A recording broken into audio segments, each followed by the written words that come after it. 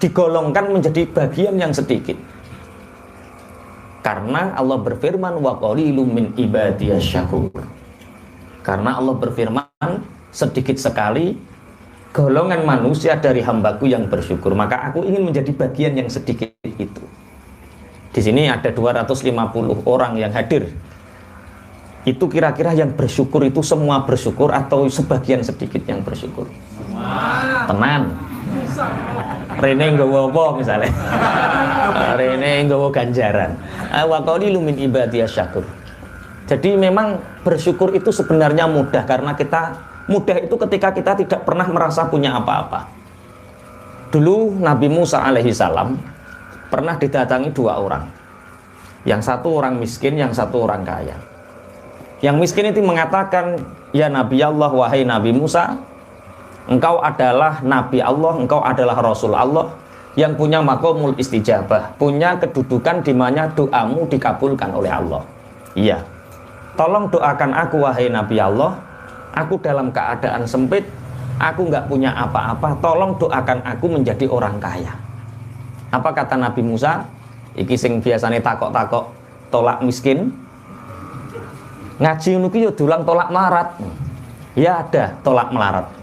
Apa tolak melarat? Kata Nabi Allah Musa, kalau kamu ingin kaya, aku mohon turuti satu hal. Apa Nabi Musa? Mulai detik ini bersyukurlah kamu, aku akan mendoakan kamu kaya. Mulai detik ini, jam ini, kamu harus jadi orang bersyukur. Apa jawab orang miskin ini? Wahai Nabi Musa, dengan apa aku mau bersyukur? Yang aku syukuri itu apa? Aku ingin kaya, nggak kaya-kaya. Aku ingin punya uang, nggak punya uang. Yang aku gunakan bersyukur apa? Ya sudah kalau nggak mau. Orang ini pergi sambil menggerutu. Ya kondo gak no sugih ya ngelera kaprah. Yang satu orang kaya. Tapi biasanya mata orang miskin seperti itu ya. Urung lengkap wis dianu.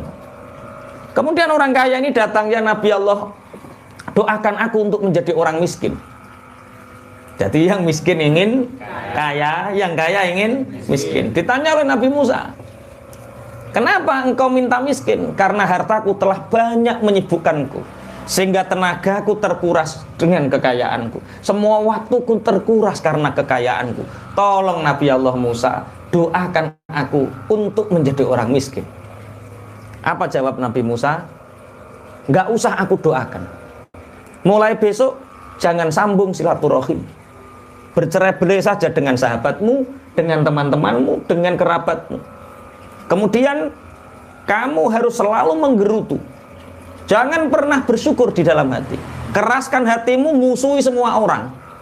Kamu akan cepat miskin. Jadi tahu ya resep miskin? Apa resep miskin? Musuhi wong, menggerutu, putus silaturahim, itu resep miskin. Kalau Anda miskin berarti beberapa hal itu ada di dalam diri Anda. Bagaimana mungkin wahai Nabi Allah aku bisa menggerutu? Bagaimana mungkin wahai Nabi Allah aku bisa memutus tali silaturahim?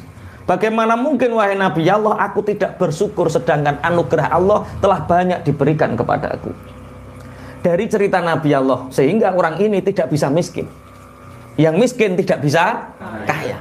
Berarti dari kesimpulan ini, resep kita untuk kaya itu apa? Bersyukur. Mulanya enten ayat, la in syakartum la azidannakum wa la in kafartum inna adzabi lasyadid.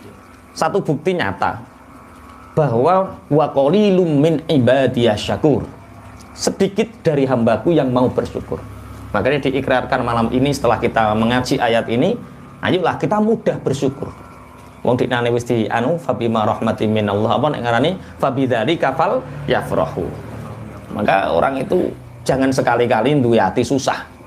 Jangan sekali-kali kita punya hati yang sedih, karena sedih itu apa? Kriminal atau dosa ngono ae. Lah, di dalam hadis Sahih Bukhari diceritakan bahwa Nabi Allah Rasulullah Nabi Muhammad SAW itu menceritakan di Bani Israel itu ada 3 orang. Mungkin sampean sering mendengar cerita ini, tapi ini diulang terus untuk apa? Untuk memberi respon positif terhadap diri kita. Jadilah orang bersyukur. Dahulu ada tiga orang Bani Israel, itu satu dia punya penyakit lepra. Lepra itu tangannya putus, membusuk, gatel, panas dingin. Sehingga orang yang punya penyakit lepra ini dijauhi oleh masyarakat, dijauhi oleh teman-temannya, dijauhi oleh keluarganya. Istilahnya diasingkan. Kemudian tidak ada yang mau menemani. Yang ketiga, orang tunanetra, orang buta, dia juga diasingkan, dia juga tidak punya banyak teman. Akhirnya ketiga orang ini nasibnya sama. Sama-sama tidak punya teman, sama-sama diasingkan, sama-sama tidak diharapkan oleh masyarakat. Akhirnya Allah mengirim malaikat rahmat ke sana, menemui yang lepra. Wahai, betapa nasibmu seperti ini, kata malaikat itu. Seandainya engkau punya doa yang mustajab, apa yang ingin kamu minta kepada Allah? Aku ingin lepraku disembuhkan, kulitku mulus kembali, sehingga orang-orang akan mencintaiku, menyenangiku, tidak menjauh dariku. Kemudian seandainya engkau diberi kekayaan, engkau ingin punya apa? Zaman biyen ngono Fortuner ya, urung ono Pajero. Mintanya, aku ingin onta. Akhirnya malaikat ini menyentuh tangan orang yang punya penyakit lepra ini, seketika tangannya sembuh. Baunya harum. Kemudian dia diberi 10 unta. Ini aku beri kamu 10 unta, rawatlah dengan baik, bersyukurlah kepada Allah karena ini adalah pemberian dari Allah. Akhirnya orang ini kaya raya sampai berpuluh-puluh lembah. Satu lembah penuh dengan unta. Cara lembah ini cara saiki ya wis padang ngoro-oro penuh dengan unta dia. Berarti orang ini menjadi kaya, dicintai banyak orang. Kemudian yang kedua siapa? Buta, punya penyakit gatel, gudik. Akhirnya seandainya kamu punya permintaan, apa yang kamu minta kepada Allah? Aku hanya ingin gatel kuning rambut ini dihilangkan, baunya menjadi wangi, orang-orang mencintaiku. Diusap karo malaikat, sembuh. Kemudian setelah sembuh, kamu ingin kekayaan apa? Kalau kamu ingin, yang aku inginkan adalah sapi. Akhirnya diberi sapi sama Allah, sehingga sapi ini, ya pesan malaikat bersyukurlah. Karena ini adalah anugerah dari Allah. Yang ketiga, tunanetra. Apa yang kamu inginkan seandainya kamu, doamu diijabah? Tunanetra ini menjawab, aku ingin mataku melihat. Kemudian, kekayaan apa yang kamu inginkan? Levelnya turun nih, kambing. Akhirnya diberi 10 kambing. Akhirnya 3 orang ini sama. Yang buta menjadi kaya, yang budak menjadi kaya, yang lepra menjadi kaya. Yang lepra punya lembah yang berisikan unta, yang budak punya sapi yang lembahnya penuh dengan sapi. Kemudian yang tunanetra penuh dengan kambing lembahnya. Akhirnya malaikat ini disuruh oleh Allah, diperintah oleh Allah selang beberapa tahun untuk kembali ke sana. Yang lepra dan malaikat iki membo. Membo itu bahasa Indonesianya apa? Masa menyamar loh. Menjelma. Malaikat ini menjelma menjadi manusia yang terkena penyakit lepra, baunya busuk, orang-orang menjauhi dan datang ke situ. Wahai makhluknya Allah, wahai hambanya Allah, aku adalah orang musafir yang kehabisan bekal, sehingga apa yang aku gunakan untuk tunggangan kendaraanku pun telah aku makan. Maka demi kemuliaan Allah dan anugerah Allah yang diberikan kepadamu, wahai orang kaya yang istilahnya makmur saat itu berkelimpahan, berilah aku 1 untamu. Apa jawabnya? Enak mencoro. Kene sing nyambut gawe tenan-tenanan, kene yang kerja keras, kuno tahu-tahu njaluk unta. Aku mendengar kata malaikat ini, bahwa dulu engkau adalah orang yang terkena penyakit lepra. Dulu engkau dijauhi orang, tapi aku mendengar Allah memberimu anugerah berupa unta sehingga engkau menjadi kaya raya. Apa jawab yang penyakit lepra ini? Kata siapa? Unta ini turusan unta ini tinggalan nenek moyangku dulu. Bapakku, nenekku, buyutku, canggahku, warengku, gantung siwur, udek-udek, kabeh sak mendhuwur. Itu semua kaya. Siapa yang mengatakan aku dulu miskin dan dijauhi orang? Kalau kamu berbohong, maka Allah akan mencabut anugerahmu. Ya nggak apa-apa. Akhirnya apa yang terjadi? Orang yang lepra ini dihabiskan oleh Allah untanya, dijadikan kembali menjadi orang yang terkena lepra. Akibat wa qalilum min ibadiyas syakur. Makanya nek cara wong ingatlah masa itu. Kemudian yang kedua siapa? Buta. Orang buta ini sama persis. Malaikat membo menjelma menjadi orang buta. Setelah menjelma menjadi orang buta, ditanya lagi, ini anugerah dari Allah? Bukan, ini adalah pemberian nenek moyangku. Bapakku kaya, terus apa kakekku kaya, kemudian buyutku kaya, canggahku kaya, warengku kaya, gantung siwur, udek-udek, terus baru udek-udek apa Mbah Grom? Masa debok bosok. Pokoknya sak menduwur iku. Masa debok bosok. Jadi apa? Bapak terus kakek terus buyut terus canggah terus wareng terus gantung siwur. Udek-udek dhisik, udek-udek terus debok bosok. Lah yo wong kakeknya gak debok bosok lho. Nah itu kaya semua. Akhirnya aku mendengar bahwa sapi, lembahmu yang dipenuhi sapi ini anak adalah anugerah pemberian dari Allah, dan aku minta satu saja dari sapimu. Apa jawab si budak ini? Tidak. Kalau kamu berbohong, maka harta kekayaanmu akan habis. Enggak, silahkan. Aku enggak pernah berbohong. Habis ini sapi ini. Yang ketiga siapa? Yang buta, tunanetra. Yang lepra hartanya habis, yang sapi hartanya yang buta hartanya habis, yang tunanetra. Ada orang tunanetra ini, malaikat yang menjelma menjadi tunanetra, dia kesulitan meminta bantuan untuk perjalanannya dimudahkan. Aku minta satu kambing darimu, semoga Allah membalasmu dengan kebaikan. Apa kata tunanetra ini? Kamu nggak tahu saya dulu itu seperti kamu. Jangankan satu, kamu minta 100 tak kasih. Ini semua adalah fadl dari Allah. Ini semua adalah anugerah dari Allah. Sudah kamu minta mana? Sudah kamu minta mana? Akhirnya malaikat itu, enggak, aku enggak minta apa-apa. Aku diutus oleh Allah hanya untuk mengujimu. La in syakartum la azidannakum wa qalilum min ibadiyas syakur. Ayatnya sudah jelas, siapa yang bersyukur akan ditambah. Tapi sedikit sekali orang yang bersyukur. Kenapa? Karena menganggap qala innama utituhu ala ilmin indi. Sesungguhnya kita meraih ini karena ini adalah kemampuanku untuk menghasilkan pundi-pundi harta ini. Pun Allahumma sholli ala Muhammad. Nah, jadi kunci daripada kita nanti berhadapan dengan Allah di yaumil qiyamah itu bersyukur. Bersyukur dengan apa? Pemberian dari Allah. Kita bersyukur menghadap Allah, kita pede. Untuk apa anugerah yang aku berikan kepadamu? Hartamu, jabatanmu, waktumu, kesehatanmu, semua ditanyakan oleh Allah. Kalau kita bersyukur, kita bisa menjawab. Kesehatanku untuk beribadah kepadamu ya Rob. Hartaku untuk berjuang di jalanmu ya Rob. Waktuku aku habiskan untuk berzikir kepadamu ya Rob.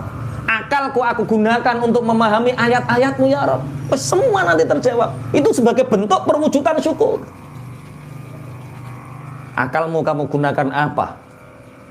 Ning dunya catetane ngaji ora ngopi ya ning Pak. Wah iki ya ngopi nek ngopi apa? Ngolah pikir ya ora apa-apa.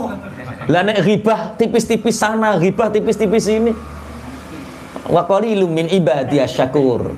Tapi sedikit dari orang yang bersyukur. Maka ini pelajaran untuk kita bahwa kita harus selalu bersyukur. Selalu apa? Bersyukur. Bismillahirrahmanirrahim. Makanya ada satu sahabat dulu yang bernama Abi Qilabah. Ini diceritakan oleh Abdullah bin Muhammad. Ketika Abdullah bin Muhammad ini melewati satu daerah di Aris, satu daerah di Mesir. Ini diceritakan dalam Qisasul Aulia. Itu dia bertemu dengan seseorang yang digubuk. Mulutnya tidak pernah berhenti untuk berzikir, selalu basah. Setelah aku lihat di perkemahannya, ternyata orang itu kakinya lumpuh, tidak bisa apa-apa, kulitnya kering keruntang. Setelah ditanya, ternyata dia beberapa hari tidak makan. Terus zikiranku, alhamdulillah, alhamdulillah, alhamdulillah. Uang pirang-pirang dina ora mangan, sikile lumpuh, kulit kering keruntang, badan panas sekali. Iku zikire alhamdulillah, alhamdulillah, alhamdulillah. Sehingga Abdullah bin Muhammad iki janggal, sing di alhamdulillah ya apa? Wong sampai eneng mau gregeten karo Gusti Allah, misah-misah no pengiran gak karo-karuan. Wayah nyaur utang orang duit-duit. Wayah goleki anak-anake, wah nakal. Us. Sampai misah-misah Gusti Allah dancuk tenan. Wah kan. Karena apa? Karena hatinya itu jauh dari syukur. Sehingga Abdullah bin Muhammad ini tanya, apa yang kamu syukuri, Pak? Bagaimana aku tidak bersyukur sedangkan Allah masih menetapkan iman di dalam hatiku? Bagaimana aku tidak bersyukur sedangkan lisan ini masih bisa berzikir menyebut asma Allah? Bagaimana aku tidak bersyukur Allah telah memberi anak yang soleh sehingga setiap hari dalam kelumpuhanku ini Allah melewat anakku mencukupi aku. Cuma berhari-hari ini anakku tidak datang dan aku tidak makan. Aku masih bisa bersyukur karena setiap deraian nafasku yang aku keluarkan itu ada asma Allah. Jadi cara yang disyukuri orang syirik itu syukur. Tak baleni, kita nggak syirik itu sudah apa? Syukur. Kita nggak maksiat itu apa? Syukur. Terus yang mbok susah ya apa? Tolong carikan fulan. Siapa tahu engkau menemukan anakku ciri-cirinya seperti ini, seperti ini, seperti ini. Dicari oleh Abdullah bin Muhammad ini. Ternyata setelah dicari, ternyata di bebatuan itu ada jasad anak muda, ciri-cirinya persis. Dilihat, oh ini anaknya, ternyata anaknya ini dimakan harimau. Datang ini Abdullah bin Muhammad membawa jasadnya. Bapak, ketika Nabi Ayub hartanya dihabiskan oleh Allah, apa yang dilakukan oleh Nabi Ayub? Bersabar. Jawabnya bersabar. Ketika Nabi Ayub anak-anaknya ada wakilah 14 orang, berjumlah 14 orang diambil oleh Allah dalam waktu seketika, daf'atan wahidah. Apa yang dilakukan Nabi Ayub? Bersabar. Kemudian istri-istri Nabi Ayub minta cerai. Apa yang dilakukan Nabi Ayub? Bersabar. Aku kabarkan kepadamu, wahai orang tua, bahwa anakmu telah dimakan oleh binatang buas dan jasadnya aku bawa. Wahai fulan, alhamdulillah Allah telah mengirimmu ke sini untuk merawat jenazah anakku. Dalam keadaan seperti itu lu masih bersyukur. Dalam keadaan anaknya dicabik-cabik oleh binatang buas, dia masih bersyukur. Karena apa? Anakku diwafatkan dalam keadaan iman dan berbuat baik kepada orang tuanya. Berarti Allah mengirimmu, wahai fulan, untuk memandikan jenazah anakku, mensolatkan anakku, dan selanjutnya memandikan aku dan mensolatkan aku. Saat itu langsung Abi Kilabah meninggal dunia. Setelah itu Abdullah bin Muhammad ini mencari orang untuk membantu dia. Setelah orang-orang tahu, Masya Allah, ini adalah sahabat besar yang bernama Abi Kilabah. Masyhur sekali. Jasadnya harum, wangi, semerbak. Karena orang ini selalu bersyukur. Dan terus awake dibanding Nabi Kilabah, Masya Allah. Terus yang kok susah opo? Ayo, sing sumpek-sumpek ya, ayo. Sing disusahi apa? Kenapa Pak Ikram sing disusahi? Enggak ada. Apa jajal? Ayo ngomong saiki, sapa sing kok susahi? Kalau saya susah itu fafiru ilallah. Wah. Kalau dia susah, fafiru ilallah. Berlarilah menuju Allah. Karena kesedihan itu akan menggugurkan dosa-dosamu. Karena kesedihan kita menuju kepada Allah. Fafiru ilallah. Sebenarnya Allah itu sudah, bahasanya banyak. Innallaha ladzu fadlin 'alan nas. Banyak sekali anugerah yang sudah Allah kasih kepada kita. Cuma kadang-kadang kita itu nggak merasa dikasih Allah. Makanya ada satu hadis dari Rasulullah, Al-qalil minal mahbub katsirun itu penting kita pelajari dan selalu kita tanamkan dalam hati. Al-qalilu minal mahbub katsirun. Sedikit dari yang kita cintai itu akan terasa besar. Tak boleh nih.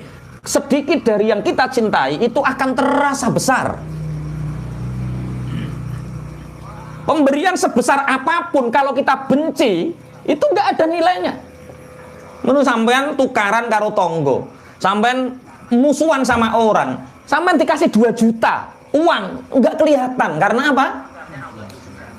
Benci. Saya itu pernah dikasih uang sama Habib Syekh. Karena saya seneng sama Habib Syekh, dikasih uang 2.000, Pak. 2.000, kecil atau besar itu? Hah? Saya pernah dikasih uang Habib Syekh 2.000. Dikasih Gus Bahak mulai 20.000 sampai 1.000 sampai petang atau 1.000 you tahu. Uangnya masih, Pak, sampai sekarang karena apa? Aku mencintai mereka. Tak simpen. Masih 2.000. Tapi titiknya tak tambahi dewi, Pak. 2 miliar. Loro kan 2.000 toh, nolnya tak tambahi. Ditambahi piro tak kayak titik. Tak tambahi 6. Terus tak limenating. Loh jangan tanya, uang 2.000 ini dari Habib Syekh lebih berarti daripada sampean kayak 2 juta aku gak patek seneng sampean. Paham maksudnya ya?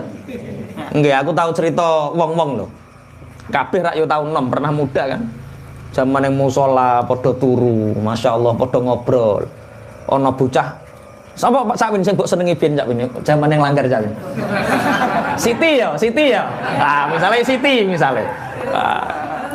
Neng musola iku ono bocah enom seneng sama Siti. Setiap malam ngobrolnya tentang Siti. Memang orang yang mencintai itu selalu menyebut namanya. Kita mencintai Allah, mulut ini nggak akan pernah kering menyebut nama Allah karena kita mencintai Allah. Ono wong seneng Siti, bendino aku mau lo ketemu Siti. Wes wingi wes mbok critakne. Urung win, cerokane cek Narok ya. Dulu sebelum namanya kan Winarno. Sebelum ngaji celokane Nar. Nar itu kan neraka. Jadi kehidupannya kelayapan kesini kesana panas ya. Nar itu artinya panas. Makanya nar panas. Nah, setelah ngaji sekarang panggilnya tidak nar tapi win itu artinya kemenangan. Saya celuk nar di saya. Wah, ayo nar, zaman jahiliyah kan. Ayo nar.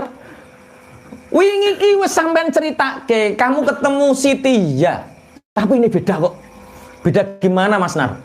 Siti itu tadi senyum sama saya. Wah, senyum tok dari yang dicintai. Masya Allah, ora iso lali. Wong seneng. Sampai jadi bojone.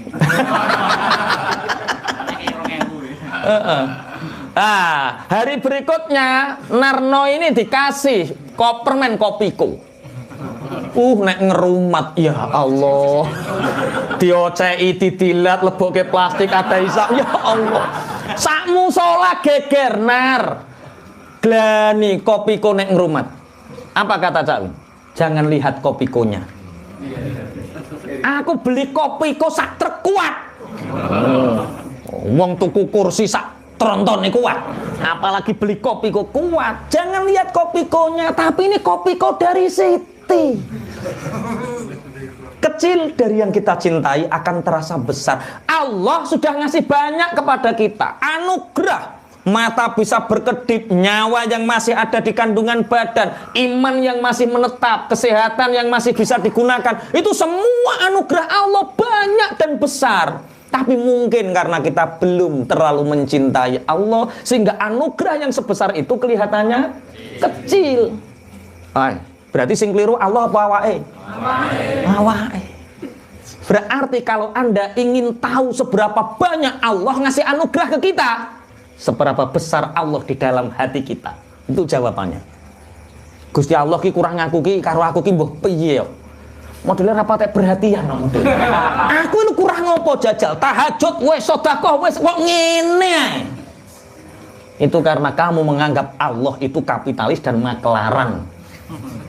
Mestinya jangan gitu pula pikirnya. Allah sudah ngasih banyak kita. Karena kita belum terlalu mencintai Allah dan tidak mencintai Allah, makanya kita seberapapun dikasih Allah kelihatannya kecil, tapi sedikit apapun pemberian, kalau kita mencintai Allah akan besar.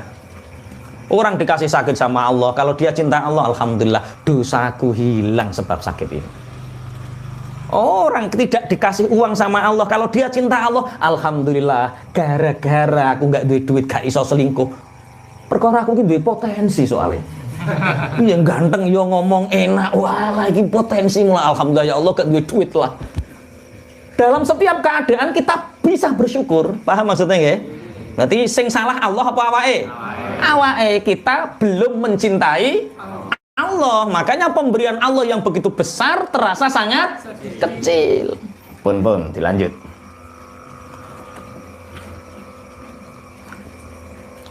Wa ma takunu fi sya'nin wa ma tatlu minhu min Qur'anin wa la ta'maluna min 'amalin illa kunna 'alaikum syuhuda. Wa ma takunu fi sya'nin wa ma tatlu minhu min Qur'anin wa la ta'maluna min 'amalin illa kunna 'alaikum illa kunna 'alaikum syuhudan idh tufiduna fihi illa kunna 'alaikum syuhudan idh tufiduna fihi wa ma ya'zubu 'an rabbika min mithqali dzarratin fil ardi wala fis samaa'i wala asgharu min dzalik وَمَا يَعْزُبُ عَنْ رَبِّكَ مِنْ مِثْقَالِ ذَرَّةٍ فِي الْأَرْضِ وَلَا فِي السَّمَاءِ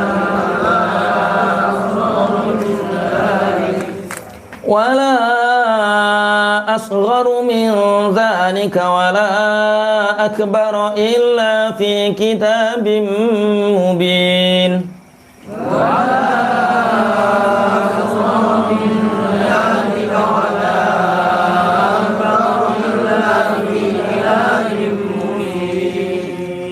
wa ma takun lan ora ana sapa sira Muhammad ya ayyuha asyrafil khalqi ya asyrafal khalqi sira ora ana Muhammad ora ana ku fi sya'nin tetep ing dalem perkara kang penting wa ma tatlulan ora maca sapa sira kabeh minhu saking sya'an utawa minhu krana sya'an min Qur'anin ing Al-Qur'an wala ta'malulan orang lakoni sapa sira min amalin ing amal illa kunna angin ono sapa ingsun Allah alaikum ing atase sira kabeh ana iku syuhudan kang nyekseni utawa mirsani itu fiduna ing dalem nalikane tandang sapa sira kabeh fihi ing dalem amal wa ma ya'zubulan ora samar arrabbika saking pangeran sira apa mimit qari dzarratin sak bobote semut kuda.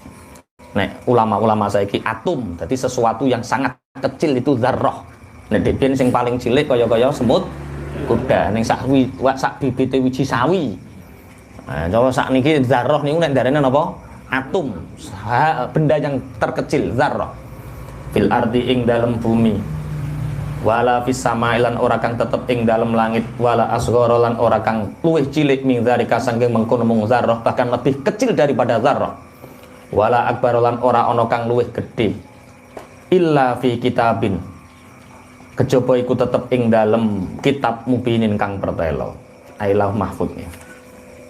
Wa ma takunu fi sya'ni wa ma tatlu minhu min Qur'ani wa la ta'maluna min 'amalin illa kunna 'alaikum syuhudan idh tufiduna fi. Dan kamu tidak ada dalam keadaan tertentu Muhammad, dan kamu tidak membaca dari Al-Quran dan tidak mengamalkannya kecuali aku Allah menyaksikan kepada kalian ketika kalian mengamalkan itu, melakukan itu. Jadi dalam keadaan apapun, ini yang didhawuhi Kanjeng Nabi, tapi khitobnya tetap untuk kita. Apapun keadaan kita, itu Allah menyaksikan. Ketika kita membaca Al-Quran, Allah menyaksikan. Ketika kita mengamalkan isi Al-Quran, Allah menyaksikan kita. Itu fiduna fi. Wa ma ya'zubu a'ar rabbika mimithqali dzarratin, dan tidak samar bagi Allah dan tidak samar dari Tuhanmu apapun walaupun sebesar dzarrah atom di bumi, dan tidak samar apapun yang ada di langit, bahkan yang lebih kecil dari atom itu, yang lebih kecil dari dzarrah itu, atau yang lebih besar, kecuali semua telah tercatat di kitabim mubin. Semua telah tercatat di Lauh Mahfuz. Hari ini Senin tanggal 4 Oktober itu di Lauh Mahfuz telah tercatat. Si Fulan bin Fulan hadir dalam majelis taklim, ngaji Al-Quran, membaca satu ayat, kemudian dipahami artinya. Semua dicatat di Lauh Mahfuz. Banyak dari sekian orang yang ingin hadir tidak dicatat di Lauh Mahfuz. Yono wae. Ketika akan berangkat, wetenge mules, ketika keluar dari WC sudah ada tamu. Jadi pahalanya tidak ngaji, tapi pahalanya nerima tamu. Ternyata tamu nih utang duit. Terus mulai gawetun atau ngaji aku mau. Dalam keadaan apapun kita dalam pengawasan Allah. Dalam keadaan apapun. Kalau kita sedih, siapa yang mengawasi kita? Allah. Kalau kita bahagia, siapa yang mengawasi kita? Allah. Kalau kita tertekan, siapa yang mengawasi kita? Allah. Kita tidak bisa lepas dari pengawasan Allah. Makanya ulama-ulama sufi itu sering mengatakan, bohong sekali orang yang mengaku beriman tapi dia bermaksiat di hadapan Tuhannya. Ya ayo ciri iman, percaya karo Gusti Allah, percaya dalam pengawasannya Allah. Lah kok cek kok bermaksiat ning ngarepe Gusti Allah. Bohong besar. Tapi kan wong tasawuf lho ya. Nek sampean yo maksiat titik-titik ra apa-apa, sangane kok kaya nabi ra tau maksiat. Tapi nanti kita bahas wali loh ya. Nanti kita cepet-cepetan jadi wali. Ada wali khusus, ada wali mastur, ada wali umum, ada wali khusus, ada wali yang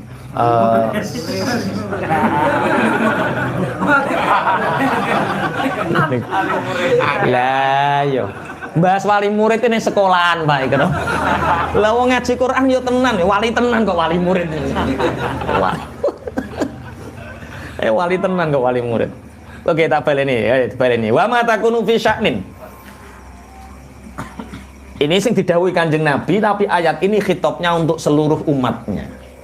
Kamu Muhammad tidak ada dalam satu keadaan tertentu kecuali kamu dalam pengawasannya Gusti Allah.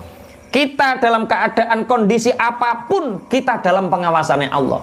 Mulane bakdo ayat niki mangke menceritakan bahwa walinya Allah itu tidak akan punya rasa takut, tidak akan punya rasa gundah gulana karena dia merasa sangat nyaman bersama Allah. Iku jenenge isyak billah. Sangat nyaman bersama Gusti Allah, isyak billah. Dan ini harus dilatih. Bojo purek. Oh, iya berarti budal ngajimu menghindari bojo purek. Ya ora, kembalikan kepada Allah. Sehingga kita sangat isyak billah. Dalam keadaan apapun, duwe duit yo nyaman karo Allah, orang duwe duit yo nyaman karo Gusti Allah. Duwe utang yo nyaman karo Allah, orang duwe utang yo nyaman karo Gusti Allah. Jangan gantungkan kebahagiaanmu dengan hal-hal sing kudu mbok wujudno. Lah ya wong sugih lho, bahagiane wong sugih ya Allah, angen-angene wong sugih tulul amale. Sudah punya mobil Xenia, ini kalau mobil saya ganti Fortuner ndai nikmate. Lah ya wong bahagia kok digantungno mobil Fortuner. Yang sing melarat-melarat ngene iki ndang eneng motor sogun-sogun kebur 2 juta ngono. Lah ya kepengin bahagia kok ngenteni Kentucky, ngenteni spaghetti. Sambil korek dikei tempe porno yo enak. Kalau kita menikmati, oke. Setiap keadaan kita harus bisa nyaman bersama Allah. Namanya apa? Isyak billah. Isyak billah. Jadi wong nek wis ngentot niki go, masyaallah urip niku ayem. Jadi kok nunjukno. Jadi jenengan dulur karo dulur geger. Iku sebab dhek nyaman karo Gusti Allah urusan akhirat apa perkara donya? Donya lah ngono ki terus dadekno akhirat. Ya wis Kak, wong donya ae Aku rasa rapopo, engko tak sumbang. Ndae ana wong.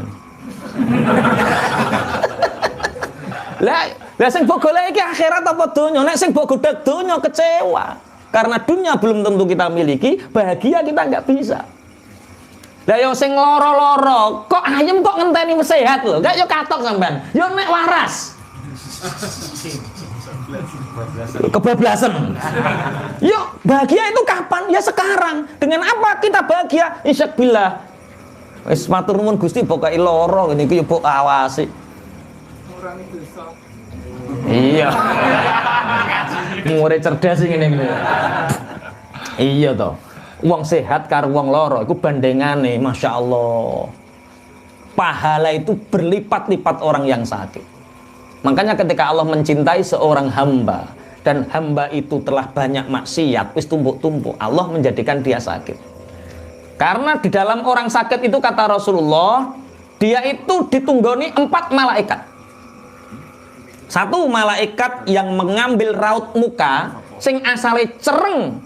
Orang sehat, kalau orang sakit pucet. Berarti di situ ada malaikat. 2 malaikat yang mengambil tenaga. Karena orang sehat tenaganya kuat, orang sakit lemah.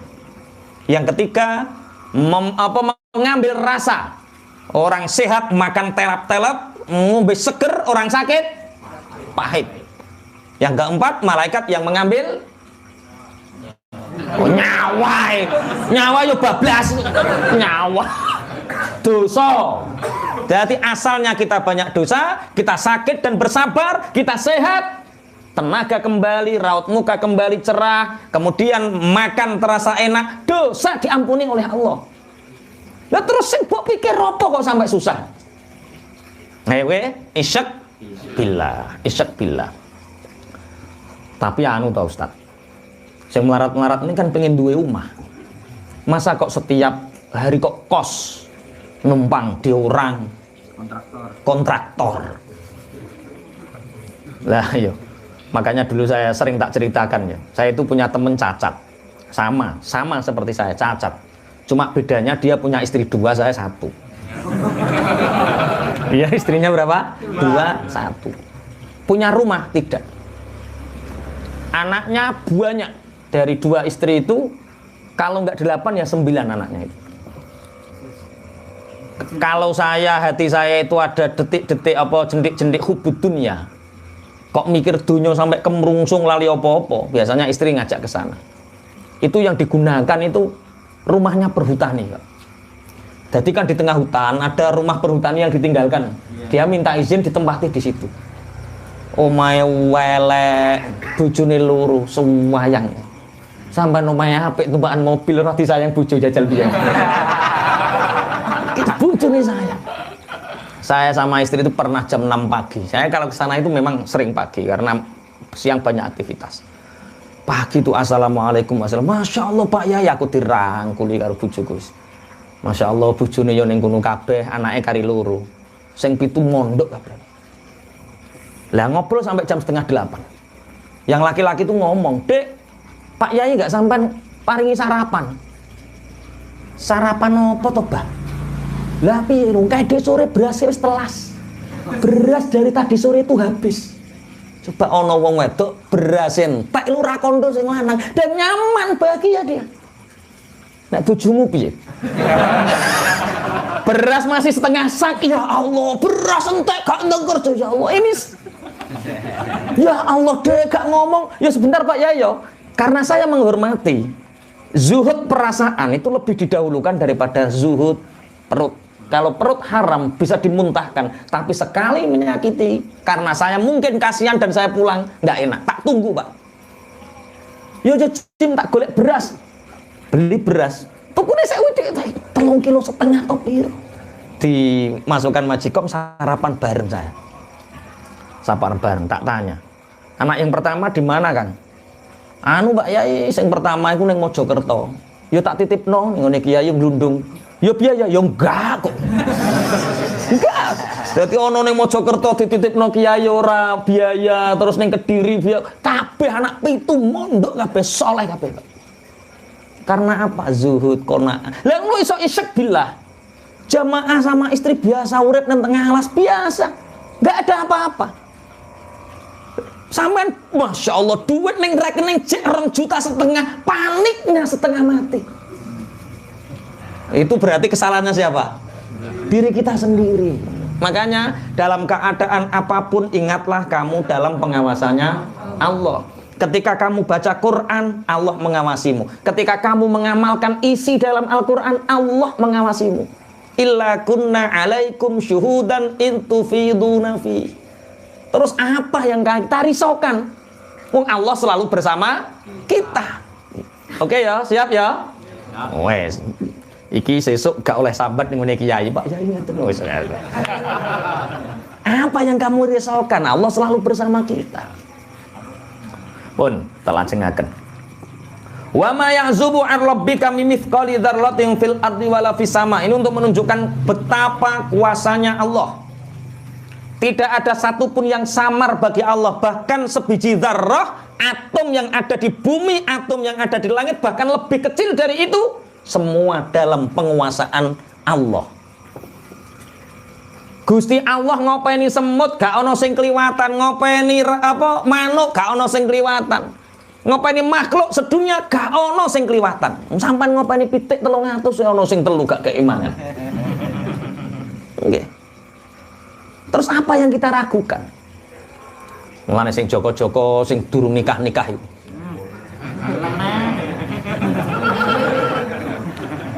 Jangan ragu kalau kamu nikah itu kamu, oh ya Allah, ojo ragu tentang maisha aja. Mulane pede kaya santri. Santri pulang nggak punya pekerjaan. Delok. Kadang memang itulah hidup itu aneh. Makanya orang santri itu mbuh nekat, mbuh piye gak ngerti. Coba orang S2 mau nikah itu ribetnya minta ampun. Ini kalau nggak kerja gimana? Mas kawinnya kurang banyak gimana? Terus setelah ini walah akeh. Santri pekerjaan nggak punya. Nikah mahare yo sithik. Yuk nikah, Pak.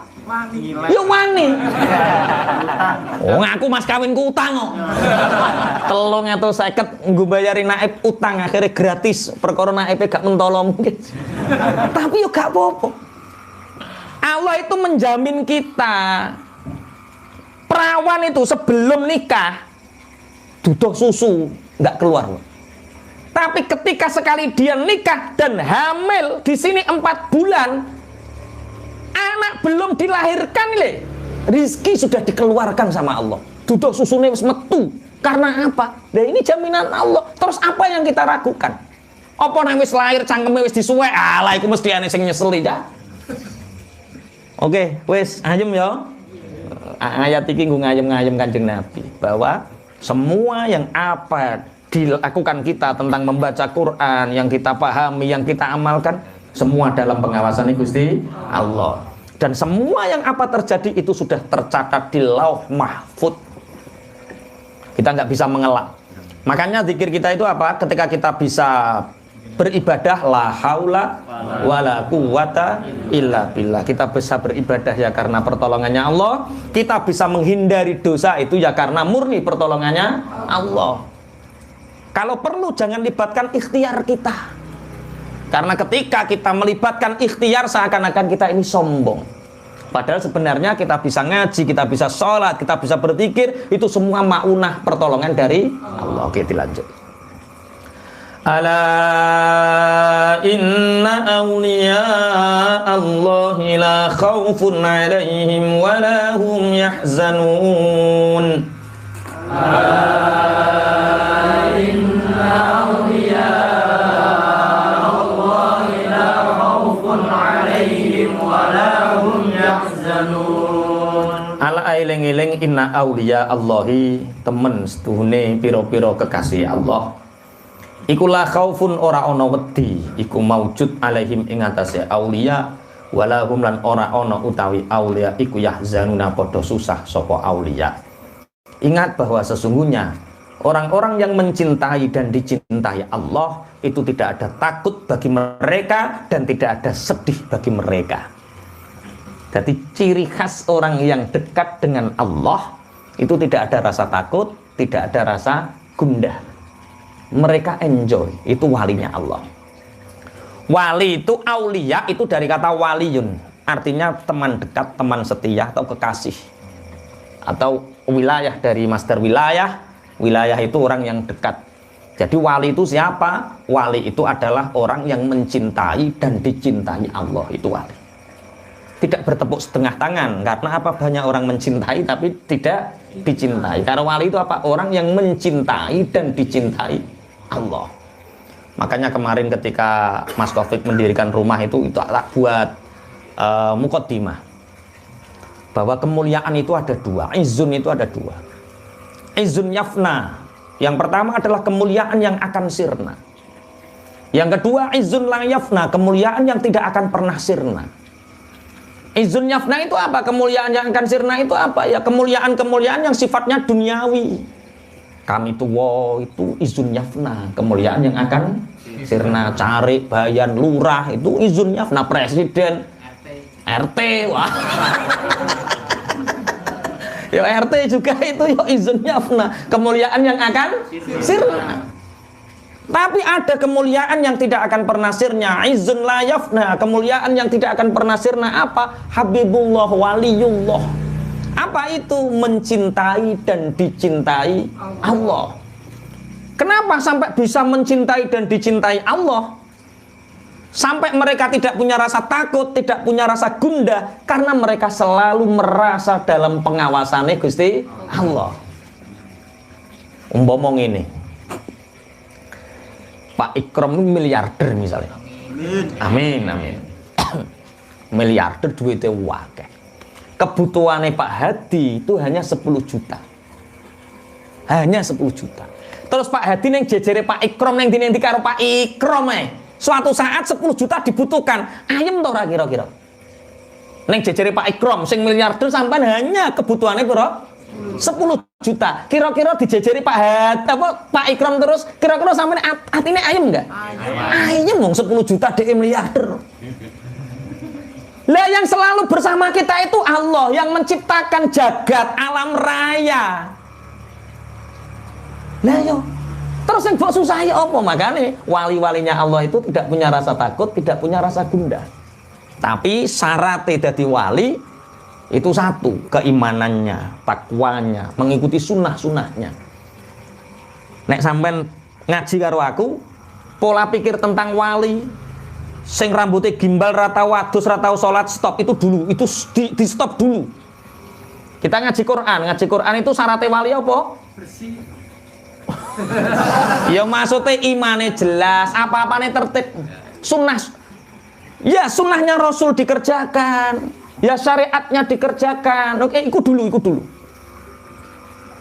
Mulanya kadang-kadang kalau ada orang, saya senang ziarah. Sampai hari ini saya senang ziarah. Ziarah ke makamnya bapak, ziarah ke makam guru, saya senang ziarah.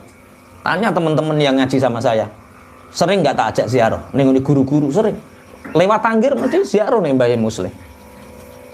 Tapi ojo melulu ziarah ning gone wali sing mati, ngelalekke melupakan wali sing masih hidup. Karena yang menyampaikan ilmunya wali yang sudah meninggal itu pasti wali yang masih hidup. Mulane yo ziarah iku loro, ya wali sing urip, ya wali sing hidup. Dadi ngeten. Jadi wali iku yo imane bener, islame bener, sunnah-sunahe bener, syariate yo bener. Iki wali saka jalur umum. Iki sampean iso masuk kriteria iki. Wali saka jalur apa? Umum. Habibullah, mencintai dan dicintai Allah. Dan ciri khas wali seperti ini itu dia melakukan satu hal yang mempunyai sirul asrar, kontinu terus menerus, orang lain tidak tahu. Sehingga dia futuh kepada Allah. Satu contoh, Imam Abu Hanifah. Ini Imam Abu Hanifah ngerti ya, nama aslinya siapa? Nu'man bin Thabit bin Ibrahim. Abu Hanifah itu kabar kefutuhannya itu justru karena dia itu seneng ngutangi. Dia itu ada orang Majusi hutang sama dia. Ya Nu'man aku hutang kepadamu, kata orang Majusi. Ya, berapa sekian. Baik, tak hutangi. Tapi jarak sekian bulan nyaur ya. Ya, saya sauri Nu'man. Jarak berapa bulan Nu'man ke situ ditagih. Abu Hanifah ke situ ditagih. Orangnya, waduh, belum ada. Adanya tak berapa hari lagi ya? 3 hari lagi. 3 hari ke situ tidak ada lagi. 3 hari ke situ tidak ada lagi. Sampai uang bulet. Jadi kok sampean ngutangi uang, kok senengane bulet itu berarti wis ono sanate, Pak. Ingat, Abu Hanifah dulu juga menghutangi orang Majusi dan orangnya juga bulat. Lah, futuhnya Abu Hanifah itu ketika ini dia rencana mau nagih, lewat samping rumah, maksudnya lewat pinggir rumahnya orang Majusi, tiba-tiba Abu Hanifah ini terpeleset dan sepatunya ini nyaduk teletong, plek, nempel tembok rumahnya orang Majusi. Nangis Abu Hanifah. Nangisnya kenapa? Lah yo kok dia kebreset, terus sepatunya itu nendang kotoran nempel neng tembok. Iku cara sampean nangis apa ora? Mati kok atos ngono ah. Abu Hanifah nangis. Lah, orang Majusi ini mau keluar juga, wih, ini mesti nagih hutang. Abu Hanifah, kenapa engkau menangis? Iya, ya tak carikan uang, jangan menangis. Abu Hanifah ngendikan ngeten, aku menangis bukan masalah hutang, ini lebih besar daripada itu. Lebih besar daripada utang, apa masalahmu? Lihatlah, di tembokmu ini ada kotoran dan penyebabnya adalah aku. Ini mau tak kerik, pasti ada pasir yang jatuh dari tembokmu dan itu aku merampas hakmu. Ketika aku bersihkan, pasti ada hartamu yang tergores karena perilakuku dan ini tidak bisa ditebus. Kemudian kalau aku bersihkan, maka kotoran ini akan nempel dan ini akan jadi hisabku. Abu Hanifah, wong Majusi genten dhek sing nangis. Tak kira sampean niku rene ape nagih hutang. Ya aku pancen ape nagih hutang tapi iki sing tak tangisi. Sejak saat itu orang Majusi mengatakan, dia berikrar asyhadu alla ilaha illallah wa asyhadu anna muhammadar rasulullah. Dan Abu Hanifah ini mengatakan bahwa seandainya orang itu punya sifat warok, tidak mau merampas hak orang lain, tidak mau mengambil hak orang lain, seandainya setiap muslim punya jiwa wirai, warok, maka tidak ada kemusyrikan. Jadi ngekei contoh sehingga orang Majusi pun menjadi apa? Masuk Islam. Bismillahirrahmanirrahim. Makanya sering ya, kalau seneng membaca sirah sinten Abu Hanifah niku sering. Abu Hanifah niku pernah kalah sama anak kecil. Anak kecil usia 4 tahun. Ini dalam kitab apa? Kalau nggak salah Sifatus Shofah ya. Anak kecil itu naik tangga seperti pondok ini, lantai 2 naik ke lantai 3. Anak kecil dikejar sama Abu Hanifah. Soalnya ini hampir mau jatuh. Oh nganguk ini. Abu Hanifah, hai anak kecil, hati-hatilah kamu, nanti kamu terpeleset. Apa kata anak kecil ini? Wahai Abu Hanifah, kalau aku terpeleset, yang rugi adalah aku sendiri. Tapi kalau kamu yang terpeleset, seorang ulama besar yang terpeleset, maka kamu akan menyesatkan banyak umat. Kamu yang harus hati-hati. Wah, Abu Hanifah mau ngeneng nangis. Ya Allah, ya Allah. Bocah cilik ketemu wali dadi apa? Wali. Ala inna auliya Allahi la khaufun alaihim walahum yahzanun. Jadi saiki sampean latihan. Jalur wali ku akeh. Ana jalur wali sabar, kaya jalur waline Nabi Ayub. Ana jalur wali syukur, kaya syukure Nabi Sulaiman. Ana jalur zuhud, kaya Abu Hanifah tadi. Wirai seperti Abu Hanifah. Ana jalur alim, kecerdasan seperti para nabi, karena semua nabi itu pasti cerdas. Duwe sifat apa? Fatona. Makane para ulama itu dawuh mattakhadallahu min waliyyin jahilin. Allah tidak akan pernah mengangkat wali dari orang bodoh. Ayo piye? Mattakhadallahu min waliyin jahilin. Allah tidak akan mengangkat golongan wali dari orang bodoh. Lah repote kita sudah di mana bubukkan. Pokoknya wali ku sing rada nyeleneh ku wali. Rambutnya rada gimbal ra tau salat, adus pendak suro. Wali. Hati-hati kuwi apa? Wali. Bagaimana sikap kita menyikapi hal seperti ini? Kamu tidak boleh meremehkan orang itu, tapi jangan sekali-kali kamu terus meyakini iktikad sampai perintah kabeh mbok tiru terus kowe gak sholat. Gak sholat, syariat iku.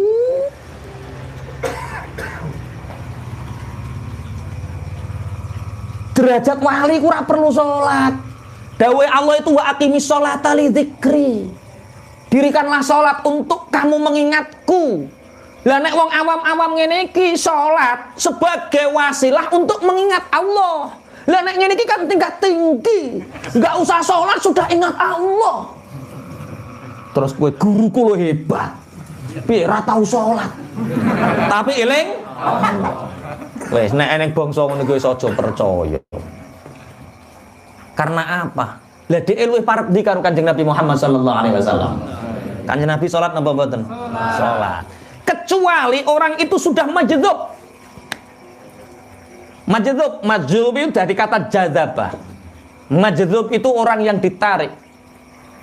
Akalnya ditarik, hatinya ditarik oleh Allah sehingga dia silau dengan apa yang ada di alam lain selain alam dunia ini sangat dekat hubungannya dengan Allah sehingga lupa dunia ini lupa duit ya diguai. Ini wali tenan kaya Habib Ja'far itu duit 100.000 diguai, pirang atus juta diguai ini segoro. Apa iki duit? Lah wong wali kok cek roh duit 100.000. Wayah roh duit ora majdhub, ora jadzab. Wayah salat jadzab. Wah ya normal-normal saja ya. Dawe ulama mattakhadallahu min waliyin jahilin. Allah tidak mengangkat dari wali dari golongan orang yang bodoh. Jadi syariate ditoto, syukur sabare ditoto, zuhude ditoto, meninggalkan maksiat, insyaallah. Ora wali-wali dhewe. Ngene iki sing wali sapa ngene iki ya ora ngerti. Engko ndang melu wali ngaji ngene iki melu ya ora ngerti. Bismillahirrahmanirrahim. Jadi kita tidak boleh meremehkan orang lain, tapi dalam kita bersikap harus tidak boleh melewati batas-batas syariat. Karena orang tanpa syariat kemudian melakukan hakikatnya tanpa syariat, maka orang itu pasti menjadi orang yang lacut. Neng pinggir jalan, ketika ada kemaksiatan, ada gadis cantik lewat, diwasi terus. Fek, wasi terus cahayu. Innallaha ghafurur rahim. Nek nglakoni dosa, innallaha ghafurur rahim. Lha iku jenenge hakikat tanpa syariat. La ya roh dosa, innallaha ghafurur rahim. Ketika melihat muamalah misalnya, ono tahu dihukui orang bayar, tahune Gusti Allah, kabeh ngene pangeran. Hakikat bento ya kuwe, Pak. Lalu saya punya temen, ya Allah kok ono ngono. Ya dia ikut thariqah sama seperti saya, pulang mengamalkan. Yo ngajine podo ala innalillahi ma fis sama. Semua apa yang ada itu milik Allah. Kita itu hanya dititipi. Tapi yang lain jadi korban. Itu mestinya keyakinan yang baik agar kita selalu isyek billah. Tapi prakteknya dia gak ngono. Weh ngerti apa? Wali itu tidak ada rasa takut. Wali itu tidak ada rasa gundah gulana karena dia itu menyaksikan Allah di mana-mana. Ono bakul tahu dikiyepung wong dhek moro nyek niat ingsun mek tahune Gusti Allah lho ya. Ku alasane wong rambayar. Lah, delok to, tenan kok aku wis ngetes. Ternyata aku nggak diloroi nggak opo, yo tak batin, yo kowe gak diloroi perkara dianggap bentong. Udeng-udengan sorbanan numpak motor ngeng-ngeng ning operasi polisi ditangkap guyang-guyu. Mau ke makam, Pak? Mau apa? Ya jalan. Lho tenan to lolos. Iya, polisi ku nilang kowe iku megah. Perkara dianggap ora waras. Mulane hati-hati, bedane sithik lho sampean. Akhirnya karo koncoku iku diuji Kak. Bocah ki nek gak diuji dibalik bahaya. Bareng kita main ke sana, jebule wonge duwe wedhus 3. Kita bawa sepeda motor 2, koncoku sing reruso iku njukuk wedhus talen sikile. Kambingnya diambil dinaikkan sepeda motor. Niat ingsun mengambil kambingnya Gusti Allah. Tak dol ning pasar. Wonge bengok-bengok aku ra kuat ning kuwi. Kuwi ngono wedhusku. Lah yo nek tahune wong jere tahune Gusti Allah, nek wedhuse itu tuntunan wali ku aja ngono wae. La khaufun alaihim walahum yahzanun, itu karena saking wali kekasihnya Allah itu isyak billah, nyaman dengan Allah sehingga dia tidak risau dengan apapun urusan yang ada di dunia ini. Ada corona ya nyaman, nggak ada corona ya nyaman, punya uang ya nyaman, nggak punya uang yo nyaman, dilemong yo ora lemu, dipaedo wong yo ora kuru. Itu wali. Nah ana wong kok mikir paedonane wong, iku jenenge wong mikir hadzun nafsi, mikir awakmu dhewe. Dirasani wong. Oh. Makanya orang la khaufun alaihim wa lahum yahzanun kawitane persetan dengan manusia. Apapun tentang manusia. Kenapa bisa seperti itu? Karena dia transaksinya hanya kepada Allah. Transaksi kontraknya hanya Allah. Dilanjut satu ayat lagi. Jadi wali-walinya Allah, kekasih-kekasihnya Allah itu tidak punya rasa takut, tidak punya rasa gundah karena dia selalu nyaman dengan Allah. Alladzina amanu wa kanu yattaqun. Alladzina amanu wa kanu yattaqun.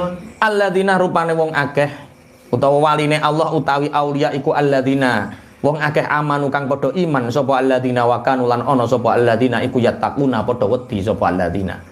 Wali-walinya Allah itu adalah orang-orang yang beriman dan mereka takwa kepada Allah. Orang-orang yang beriman dan mereka takwa kepada Allah.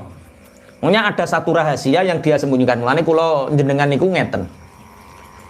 Keapian wis dilakoni wong gak apa-apa, tapi kita harus punya satu kebaikan yang punya sir, punya rahasia kita sendiri dengan Allah yang tahu. Kebaikanmu ini tidak ada yang tahu. Orang-orang nggak ada yang tahu. Disembunyikan. Ini hubungan kita dengan Allah. Kowe kudu duwe rahasia nek pengin dadi wali. Satu contoh. Mulane banyak ya contoh. Seperti Hatim Al-Asam. Lah ya ana Hatim, waline Allah, masyhur keulamaannya dijuluki tuli. Apa? Yo, budek yo. Al-Asam itu budek yo. Karena ketika ada majelis, maksudnya majelis itu ketika itu Hatim banyak orang di situ, tiba-tiba ada perempuan cantik entutnya ya banter.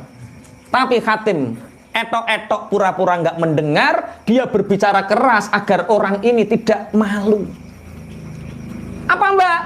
Anu Pak Yai, apa-apa? Oh ini mikir alhamdulillah, jebule Pak Yai budek jebule. Akhirnya kok cerita-cerita, oh Pak Hatim itu tak kira normal, jebule kopok. Lalu dia ditutupi rahasianya, tapi dia menyebarkan kebohongan, paham? Nah, ya, mulai terus kenal Hatim Al-Asam. Ada satu wali yang, makanya wali itu kalau kita cerita nggak ada habisnya. Minimal kita bisa meniru. Nek sampai ngaji Minhajul Abidin itu ada beberapa tahapan-tahapan menjadi wali, termasuk diantaranya adalah cemar tanpa melakukan dosa. Coba biar cemar tanpa melakukan dosa. Nek iso ngono wali we. Wirang tanpa nglakoni. Itu ada seorang wali namanya namanya Ahmad bin Mahdi.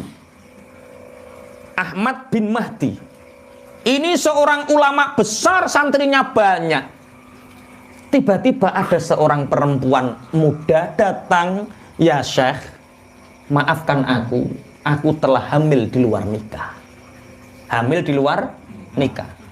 Kemudian aku ditanya oleh orang tuaku, ditanya oleh kerabat-kerabatku, siapa yang menghamilimu untuk meridhokan mereka? Aku menjawab, yang menghamiliku adalah Syekh Ahmad bin Mahdi. Ini cara sampean piye cara? Pencemaran nama. Lah ya ora roh rasane nanggung lorone. Dalam? Iya. Jenenge wong mulya kudu diuji. Wah, akhirnya, iya Mbak, nggak apa-apa. Katakan bahwa aku yang bertanggung jawab. Dibuatkan rumah sini. Perempuan hamil di luar nikah, mulai hari ini kamu nggak usah pulang. Tak buatkan rumah, kita nggak usah ketemu. Nanti kamu dilayani oleh pembantu-pembantuku. Semua kebutuhanmu dicukupi sampai lahir. Sampai lahir. Sehingga kerabatnya ini seneng, alhamdulillah anakku nek ngarane dinikah siri karo Syekh Ahmad bin Mahdi. Ketika mendengar kelahiran bayi ini, sudah punya rumah sendiri, kemudian kerabat-kerabatnya berkunjung. Selamat atas kelahiran putramu Syekh, selamat atas kelahiran putramu. Ini cara wis ora roh rasane. Kena punute ya, nek wong Jawa ya ora roh rasane kena pulut. Tapi luar biasa. Apa? Syekh Mahdi ini mengeluarkan berapa ribu dinar, Pak, bawa pulang anak Bapak. Ini telah aku ceraikan kemarin dan aku kasih hadiah ini. Bawalah pulang ini untuk merawat anaknya dan anak Bapak. Dicerai. Padahal aslinya yura cerai yura opo-opo. Untuk memberi kehormatan gadis ini, Pak, Syekh Ahmad bin Mahdi setiap bulan ngirim 200 dinar untuk menutupi aibnya. Sebagai bentuk seakan-akan dia ayahnya yang memberi nafkah anaknya. Akhirnya wali betul ini Ahmad bin Mahdi. Sampai Allah qadarullah, anak ini dipanggil oleh Allah meninggal, sehingga perempuan ini ternyata hartanya banyak dari Imam Ahmad ini. Dibawa ke sana, Syekh, terima kasih engkau telah menolongku, memberi kehormatan kepadaku. Uang yang kamu berikan selama ini terlalu berlebih dan ini sisanya masih banyak, aku kembalikan. Tidak, Mbak. Aku sudah mengikrarkan diriku kepada Allah untuk memberi nafkah anakmu. Dan aku tidak mungkin mengambilnya kembali, bawa pulang itu sebagai hakmu. Wali, Pak. Gelem ngono, ayo golek sapa? Lho sampean ora kok, anakmu ora mbok rumah. Iya, tambah anaknya dhewe tambah ora di rumah. Anak yang ada di sana enggak di rumah, anak ngono kok pengin dadi wali konti. Syekh Ahmad bin Mahdi menanggung. Dia menjadi satirul ayub, penutup aib bagi orang yang terkena aib. Tapi berat, model ini ojo lah, berat, kata berat ya. Ini kita moro-moro ngomong perawan, moro ngene Kak Budi misalnya. Siapa kamu? Saya istri ketiganya. Wah. Kira-kira diusir to ora karo moro tuane? Wah, diusir. Padahal ora. Lah bareng ngaji ini terus iya memang. Dadi wali ora rusak kabeh. Memang berat ya wali itu. Alladzina amanu wa kanu yattaqun. Ala inna awliya Allahi la khaufun alaihim wa la hum yahzanun.